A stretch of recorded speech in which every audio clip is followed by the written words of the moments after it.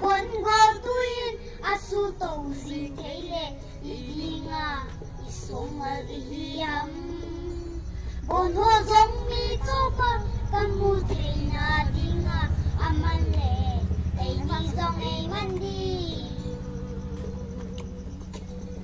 sung pa pon gol tuin asu tau si thele ilinga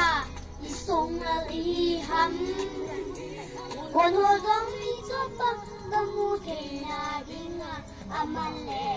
ei ni zong ei mandi sa papaling ngay ko apa hoy na patang aling daw na dihen mo sangin ay Christian hin ko ba anom sindalhin isakain apan man sang temin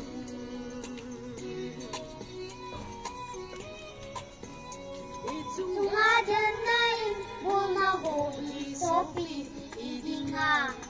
Thôi bị hâm Hoàng kepi azim so si boye Lundana kala nok taai Saba paling eko apa hoy na patan aling daw na dihet mo sangin Ay Christian hin ko ba anom zimdalhin izakain akan man sang pemin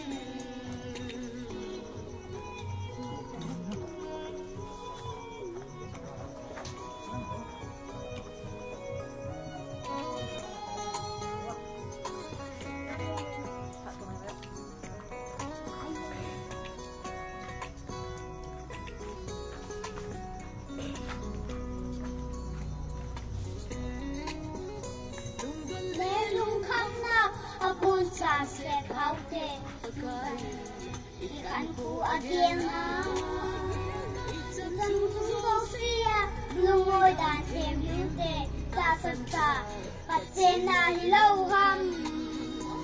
sa papaling ngay kung apa hoy nan patan aling daw nan dihen mo sangin